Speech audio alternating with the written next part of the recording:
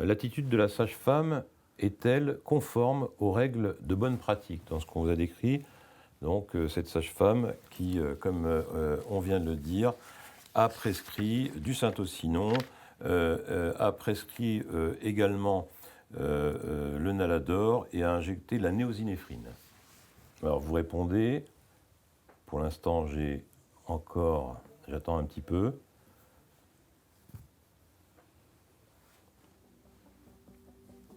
J'attends encore un petit peu puisque ça bouge encore un tout petit peu les votes. En attendant, pendant qu'ils continuent à voter là, les internautes, on peut préciser que l'obésité se définit par le Body Mass Index qui, lui, est calculé à partir du poids avant la grossesse. C'est bien ça, Alain? Oui. Et on peut considérer qu'elle prend un poids excessif pendant la grossesse parce qu'elle a pris 20 kilos, cette dame. Et ça, c'est un poids excessif au regard de son IMC, puisque ça se définit, les poids excessifs aussi au regard de l'IMC de départ, évidemment. Donc c'est relativement important. Je vous rappelle là pour les anesthésistes qui nous regardent que les Américains considèrent qu'une femme enceinte qui n'a pas de problème particulier, qui a une grossesse normale, elle est classée ASA2 dès le départ. Et bien sûr, s'il y a une obésité par-dessus, eh bien, il y a de bonnes raisons pour qu'elle soit ASA2, et c'était ce qui avait été, je crois, retenu ici. Alors, les votes sont à peu près stables, donc il y a 11% des internautes qui disent que son attitude à la sage-femme a été conforme, contre une grande majorité, 90%, qui considèrent que ce n'était pas conforme. Tu peux peut-être détailler un peu? C'est simple, hein. Les sages-femmes n'ont pas l'autorisation de prescrire du Nalador d'elles-mêmes. C'est hors leur prescription. Et pour l'éphédrine aussi, c'est ça? La néosinéphrine. La néosinéphrine, c'est également pas dans leur prescription. Donc là, il y a une faute de la sage-femme. C'est-à-dire qu'elle a effectivement l'autorisation de faire de l'éphédrine à hauteur d'une ampoule maximum, pas de néosinéphrine, et évidemment, elle n'a pas la possibilité d'injecter d'elle-même du Nalador. Donc ça, je pense, et puis on voit qu'elle met en place quelque chose qui répond à une situation qui va nous conduire à une complication. Dès lors, il faut qu'elle alerte évidemment tout le monde. On peut ajouter qu'elle a fait cette perfusion de Nalador et cette injection de néosinéphrine sans prévenir ni l'obstétricien ni l'anesthésiste. Et souvent, quand on regarde les cas qu'on voit en expertise, il y a des problèmes de communication, on en reparlera, mais la communication dans l'équipe, et en particulier en obstétrique, entre sage-femme, obstétricien, infirmier anesthésiste et médecin anesthésiste, elle est fondamentale pour pouvoir un petit peu faire des soins qui soient optimaux, qui soient les meilleurs possibles. Et donc ça, c'est quelque chose d'important, c'est ce qu'on appelle les soft skills. On en a parlé à plusieurs reprises au cours de ces émissions de télévision. Et il faut vraiment communiquer, c'est important. Il y a eu un saignement qui a été signalé au cours de la césarienne. Tu as dit que c'était un saignement qui était anormal, un petit peu élevé. C'est vrai qu'on considère qu'il y a un saignement anormal, que ce soit pour un accouchement voie basse ou pour une césarienne au-delà de 500 cc, ou à partir de 500 cc de perte. Et donc là, on est à 600, je crois, de mémoire, et donc on est sur un saignement qui est anormal. Je crois que la première question, elle est fondamentale sur ce que tu disais sur l'équipe et sur l'équipe obstétricale tout autour de la patiente pendant ses prises en charge d'accouchement, de césarienne, par voie basse ou par césarienne, peu importe. Et c'est le rôle de l'expert en expertise que de déterminer ce que chacun a fait de manière adaptée individuellement, mais aussi dans l'équipe, parce que si chacun agit dans son coin sans en parler et sans communiquer avec l'autre, chacun va être dans un tunnel, et on est dans l'effet tunnel, et finalement, on ne va jamais pouvoir réadapter la situation. Alors peut-être que les 11% qui ont répondu, parce que je suis toujours, moi, très intéressée par les réponses des quiz, les 11%, ça signifie comment est-ce qu'on peut les interpréter? Est-ce que c'est parce que ces praticiens-là qui ont répondu ont une confiance absolue dans leur sage-femme? Parce qu'on a des équipes où vous avez l'habitude de travailler tous ensemble et vous savez que si la sage-femme le fait, c'est conforme parce qu'elle a une expérience évidente, reconnue, et qu'elle va vous appeler, que vous allez pouvoir rectifier les choses. Mais attention, le jour où ce n'est pas votre sage-femme habituelle, que c'est une plus jeune, une intérimaire. On a tous les cas possibles et imaginables qui surviennent selon la période de l'année. Et donc là, le rôle des protocoles, de la communication va être d'autant plus important qu'elle va pouvoir entraîner d'abord la responsabilité des uns ou des autres personnellement, mais que ça va évidemment rejaillir sur le travail de l'équipe et donc la responsabilité des uns et des autres. Oui, je pense que on peut le traduire comme ça probablement. Au fur et à mesure qu'on parle, d'ailleurs, le pourcentage baisse, ce qui est normal, mais je crois que ça a été compris comme ça par certains d'entre les internautes, c'est-à-dire cette confiance. Et puis, mais là, ce qui pose problème, c'est que la sage-femme ne prévient pas. Il faut absolument qu'il y ait un drapeau rouge qui soit immédiatement mis en place. D'ailleurs, le drapeau rouge, il date d'avant, il date des difficultés éventuellement péropératoires qu'a eu l'obstétricien, et il doit être levé dès ce moment-là. C'est fondamental. L'autre question que je voulais te poser, Alain, c'est concernant le syntocinon après le Pabal. Normalement, quand il y a eu du Pabal, on ne fait pas de syntocinon. On se pose la question de passer au Nalador directement. Et puis surtout, on refait, même s'il y a eu une césarienne, on reprend le protocole de vérifier s'il y a, au niveau de l'utérus, éventuellement même de faire une révision utérine, en fait, de reprendre tout le protocole des hémorragies de la délivrance dans l'ordre. Alors que là, si je puis dire, on a fait du Nalador tout de suite sans prévenir personne, et on verra la suite. Hein. Mais c'est à l'évidence qu'il n'y a pas eu de communication entre les différents membres de l'équipe. Cette communication est venue plus tard. D'accord. Trop tard. Trop tard. Trop tard. Oui. Alors, l'autre quiz que je vais afficher maintenant, hop, voilà. Donc, que peut-on reprocher au docteur Y? Donc, le docteur Y... C'est l'obstétricien qui a fait la césarienne. C'est l'obstétricien qui a fait la césarienne. Alors, peut-on lui reprocher de prescrire une échographie, de ne pas se déplacer, de prévenir le chirurgien si un geste chirurgical est nécessaire? Elle n'a pas la compétence. Alors, c'est quoi? Qu'est-ce qu'on peut lui reprocher? Alors, je vous laisse voter un peu.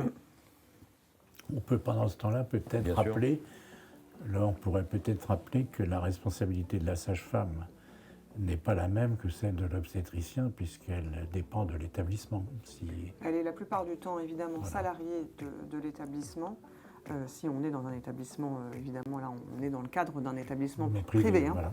Donc, la sage-femme est la préposée de l'établissement. Donc, la responsabilité de la clinique pourrait être recherchée si l'attitude de la sage-femme est non conforme, au même titre après que individuellement celle du gynécologue obstétricien et celle de l'anesthésiste réanimateur. La responsabilité, elle est individuelle, il n'y a pas de responsabilité collective en France, ça n'existe pas. On analyse chacune des prises en charge, mais on attire aujourd'hui beaucoup l'attention de l'équipe parce qu'on se rend compte que c'est un risque de sinistralité important, et surtout quand ce n'est pas tracé, surtout quand il n'y a pas de communication, parce que forcément, on ne va pas pouvoir rectifier et adapter la prise en charge par rapport à ce que le premier a vu ou le deuxième. Alors, peut-être qu'on peut le dire, est-ce qu'on peut dire à ce stade, pendant que les gens réfléchissent, qu'il y a eu une RMM qui a été faite au niveau régional, et que le premier des reproches qui a été fait, c'est qu'il n'y avait pas de protocole de prise en charge des hémorragies de la délivrance dans l'établissement. Ça, c'est fondamental d'avoir un protocole. On peut le dire, puisque tu parles parce que des interactions de tout le monde. Et la RMM fait partie des bonnes pratiques médicales, donc avoir une complication et un décès, qui plus est maternel, rend obligatoire la réalisation d'une RMM pour pouvoir se poser aussi dans l'établissement, savoir ce qui a été défaillant et pour pouvoir améliorer par la suite les bonnes pratiques. La communication fait partie évidemment des critères essentiels pour pouvoir adapter la prise en charge. J'insiste là-dessus parce que c'est quand même là où on peut, à partir d'un protocole existant, où il est écrit si hémorragie, machin, appeler telle personne, tout le monde doit se déplacer. Le protocole doit exister. S'il existe, à ce moment-là, là, il n'existait pas. Alors non seulement il doit exister, mais il doit être communiqué et connu, c'est-à-dire que chacune des parties de cette équipe doit savoir ce qu'elle doit faire en cas de difficulté, parce qu'on le sait bien, dans le cas d'une hémorragie de la délivrance, chaque minute compte.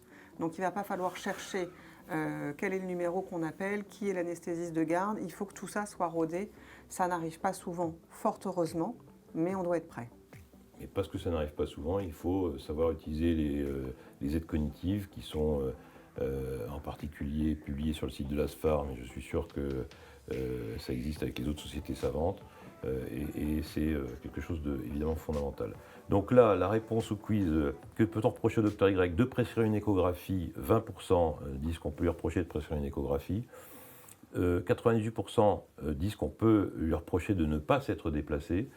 Et 9% disent qu'on peut reprocher de prévenir le chirurgien si un geste chirurgical est nécessaire, elle n'a pas la compétence. Alors, tu peux commenter peut-être, Alain?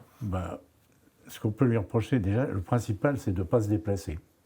Parce que qu'elle fasse, elle, avec un appareil d'échographie au bloc de césarienne, au bloc obstétrical, s'il y a un appareil d'écho pour regarder le même, s'il y a un hémopéritoine, ou demander à ce que le radiologue vienne le faire, c'est à l'évidence, tout le monde dans les téléspectateurs vont l'avoir deviné, il y a un hémopéritoine certainement. Donc la question, c'est d'organiser à ce moment-là, au niveau local ou au niveau régional, vous allez voir la prise en charge de cette suspicion d'hémopéritoine. Là, on a l'impression que finalement, tout est un peu minimisé et qu'on prend du retard à la décision. Donc moi, je pense qu'on ne peut pas vraiment lui reprocher d'avoir prescrit une échographie, on peut lui reprocher de ne pas s'être déplacée, et si elle n'avait pas un appareil d'échographie, de faire en sorte qu'il y ait une échographie. Dans certains établissements, on aurait fait faire un scanner, mais vous voyez tout le temps qu'on aurait perdu. En revanche, elle prévient le chirurgien parce qu'elle veut savoir que si le chirurgien est sur place, elle veut lui demander de rester sur place le temps que le problème soit résolu. Donc je pense qu'on ne peut pas lui reprocher d'avoir prévenu le chirurgien. Alors, on n'insiste jamais assez sur le fait de ne pas se déplacer. Toutes les expertises, encore hier, j'étais une expertise. C'est un reproche que fait la famille, d'autant que l'issue est fatale, que c'est évidemment des gens jeunes. Il n'est même pas venu la voir. Il n'y a pas de considération ou de respect pour la patiente. Enfin, les gens sont... C'est terrible ce que ça impacte, ce que peuvent penser évidemment ceux qui sont meurtris parce qu'un de leurs proches a disparu ou est gravement blessé. Donc l'absence de déplacement, dans ces cas-là en particulier, on a déjà eu l'occasion de le dire, mais je pense que c'est important de le rappeler, c'est une faute et c'est souvent difficile à récupérer. Parce que ça, personne ne peut contester qu'il fallait se déplacer à ce moment-là. Dès lors qu'il y a des signaux qui s'allument, il faut se déplacer. C'est bien le piège de l'astreinte. Je pense qu'il y aura une émission qui sera consacrée au piège de l'astreinte dans le cadre de nos émissions de TV branchées. Et je pense que ça, c'est vraiment important à retenir. Qui plus est, parce qu'en plus... Alors après, sur les gynécologues, on peut penser qu'ils ont rejoint leur cabinet de consultation. Enfin, on comprend. Dans l'établissement. Là, elle était, mais c'est possible que le gynéco ait après rejoint son cabinet. Mais quand on laisse une surveillance, dans ces cas-là, on laisse des consignes précises. Elle a quand même eu un saignement important qu'elle note dans son compte-rendu opératoire.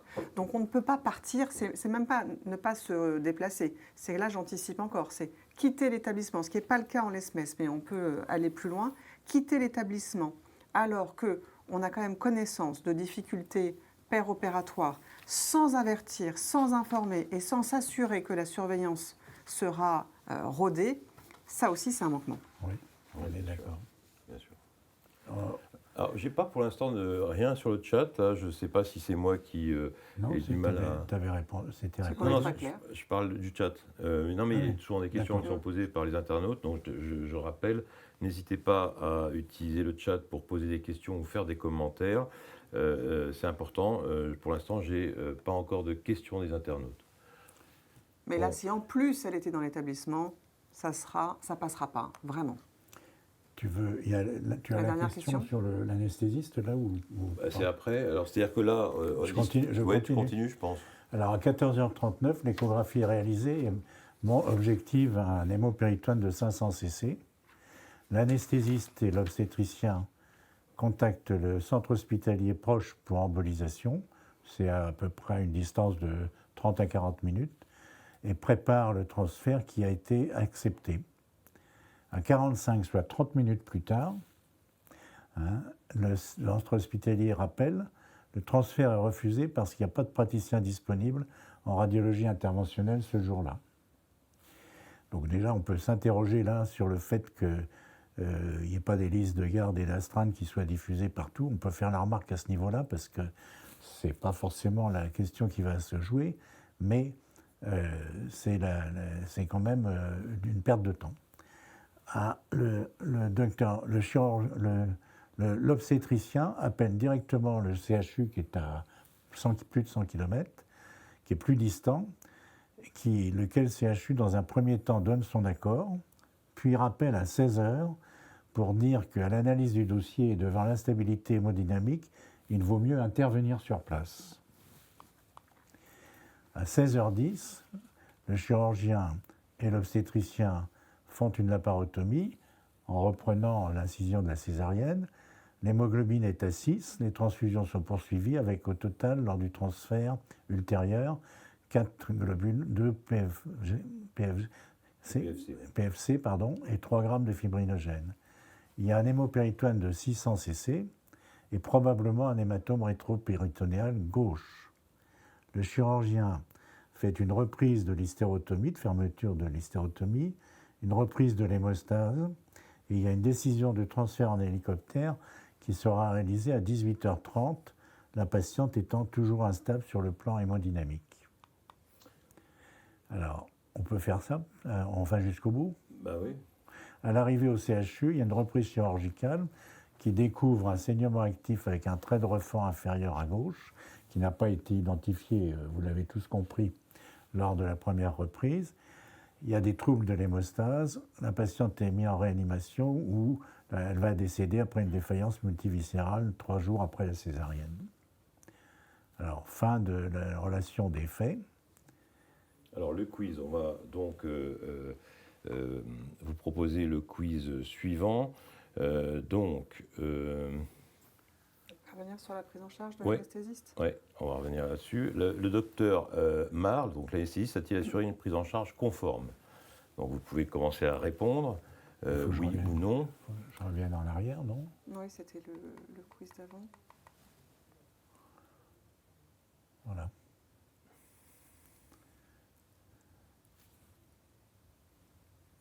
Chacun a un rôle à jouer et qui est capital et déterminant. Et comme je le disais, chaque seconde compte, que ce soit dans l'attitude du gynéco, de la sage-femme et l'anesthésiste, évidemment. Et donc l'expert, en expertise, on a souvent des anesthésistes un petit peu pris au dépourvu qui ne comprennent pas pourquoi est-ce que tout à coup on va reprendre toute la chronologie. Le dossier transfusionnel a un rôle capital, il faut le tenir correctement et il va permettre à l'expert de déterminer si la prise en charge a été conforme. D'accord, donc là, l'anesthésiste, a priori, sous-estime probablement ce qui se passe, parce qu'on peut considérer que la réaction qu'il va avoir en termes de transfusion sanguine, etc., est probablement insuffisante.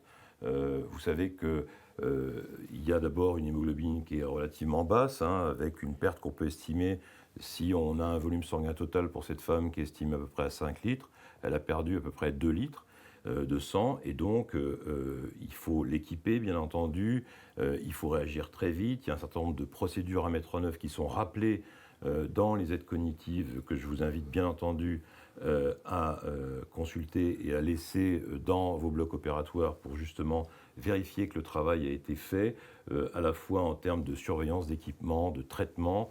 Alors on parle des rapports et des ratios culo-globulaires PFC qui sont entre 1 pour 1 et 1 pour 2 actuellement, et donc il faut d'emblée faire en sorte qu'on puisse contrecarrer cette hémorragie, vérifier que l'hémostase est correcte, et si elle n'est pas correcte, évidemment, il va falloir agir et utiliser un certain nombre de médicaments, en particulier le fibrinogène qui doit avoir un taux au moins à 2 grammes au minimum, et puis l'acide tranexamique, enfin on connaît tout ça. Là on voit que visiblement il y a une perte de temps qui est faite, une patiente qui est instable, qui n'a pas été l'objet à la fois d'un remplissage qui soit adéquat, à la fois de l'utilisation de drogues vasoactives qui auraient permis d'avoir une hémodynamique à peu près correcte.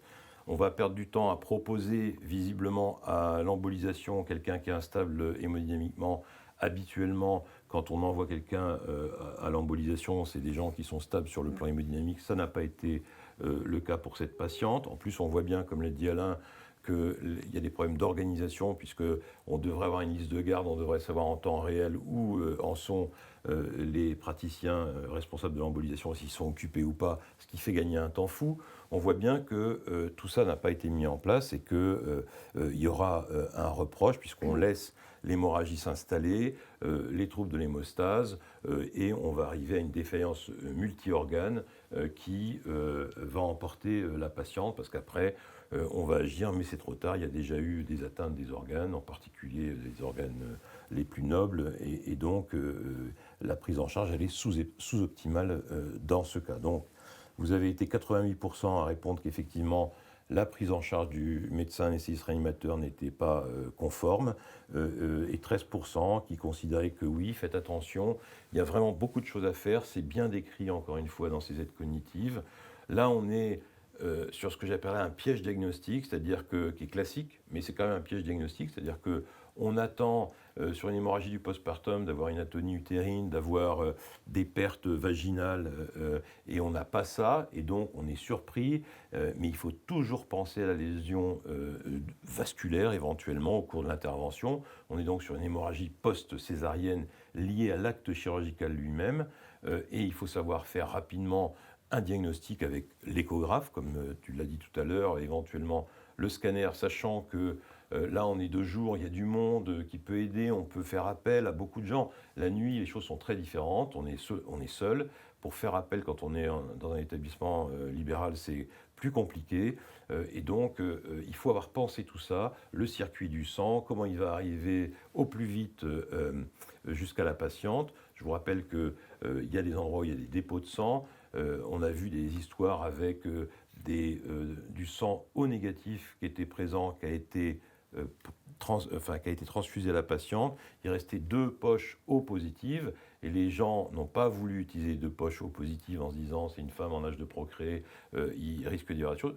Utilisez bien sûr, quand c'est une hémorragie aiguë gravissime, le sang que vous avez en O négatif et en O positif. Ça c'est un message important puisqu'on pourra faire ce qu'il faut pour éviter l'immunisation après. Donc, c'est important parce que je crois qu'il y a eu une patiente dont je me souviens qui n'avait pas bénéficié de 2 poches de sang qui auraient peut-être changé la donne, et le temps d'avoir du sang de l'extérieur assez loin, le centre de transfusion, enfin l'établissement du sang français était assez loin situé, la patiente va décéder de son hémorragie. Et on se rend compte après, en plus, qu'il y avait une convention avec l'établissement qui était juste à côté, où l'établissement d'à côté pouvait passer du sang, mais c'était un remplaçant qui n'avait pas été informé. Et donc, on se retrouve dans des situations dramatiques. Donc, c'est fondamental d'avoir tout ça sous forme de papier synthétique. Et quand vous avez quelqu'un qui vient dans la clinique vous remplacer, il est important de l'informer de ces choses-là pour parer au mieux à ces hémorragies qui peuvent être catastrophiques. Plusieurs choses à dire. Sur la prise en charge de l'anesthésiste, comme je l'avais dit tout à l'heure pour le gynécologue obstétricien, on peut lui reprocher de ne pas avoir suffisamment communiqué, et en tout cas, et notamment sur les pertes survenues en péropératoire. Mais de l'autre côté, on peut reprocher aussi à l'anesthésiste, à un moment où ça commence à aller pas très bien, de ne pas interroger le gynéco, s'il n'a pas eu les informations nécessaires, à lui aussi d'aller récupérer les informations pour comprendre et pour pouvoir poser le bon diagnostic et adapter la prise en charge. Donc ça, c'est un élément fondamental. Le deuxième, tu l'as un petit peu dit, c'est la gestion du choc hémorragique et la gestion du dossier transfusionnel. C'est pour moi un élément en expertise où on peut faire d'énormes progrès. D'énormes progrès sur le début, c'est-à-dire de ne pas obliger de cocher la case commande de sang en urgence vitale si tel était le cas, parce que vous allez encore perdre des minutes. Et si ce n'est pas coché urgence vitale alors que c'en était une, eh ben on va partir sur des relations de perte de temps, donc de perte de chance. Donc dès le départ, c'est à vous de vous assurer que cette gestion et prise en charge hémorragique et de transfusion sanguine est adaptée. Donc, où je prends le sang, qu'est-ce que je coche? S'il n'arrive pas suffisamment vite, rappeler ou faire rappeler. mais en tout cas, chacun doit avoir sa place pour savoir exactement quand intervenir. Et quand on a des situations catastrophiques comme celle-ci, d'abord, l'anesthésiste peut prendre contact avec le gynéco, doit prendre contact pour savoir ce qui s'est passé, puis il y a un moment, il peut aussi lui dire, là, tu reviens. Et là, il faut que tu reviennes maintenant. Donc c'est aussi quelque chose qu'un expert pourrait lui reprocher dans sa prise en charge et sur une perte de temps et un problème de décision. C'est évidemment pas l'anesthésiste qui va poser une indication de reprise, mais néanmoins, il va comprendre à un moment que c'est chirurgical et qu'il va falloir, dans l'attente de stabiliser la patiente, ça va être son rôle, il va tout mettre en œuvre pour la stabiliser, pour permettre une éventuelle reprise derrière. Donc là, c'est déterminant, et surtout quand c'est dramatique comme ça, et là encore une fois, c'est ce que disait Hervé, on est en pleine journée, on n'est pas la nuit, il ne faut pas hésiter à appeler du renfort. C'est-à-dire qu'il ne faut pas l'anesthésiste qui est en consultation, un anesthésiste qui est d'astreinte, il faut appeler son équipe, en renfort pour que justement vous puissiez déléguer une partie de la prise en charge, l'appel, et communiquer et avoir tous les éléments, parce qu'à quatre mains, ça va toujours plus vite, et à 2 cerveaux, on fonctionne aussi plus rapidement pour gérer cet élément-là. Parce que là, on a perdu plus de 30 minutes, ne serait-ce qu'à cause de ce problème de tableau de garde ou de CHU qui n'était pas finalement celui qu'il fallait contacter. Et 30 minutes, presque 1 heure. C'est monstrueux. On revient à l'autre quiz alors. Alors, on revient à l'autre quiz, tout à fait, là.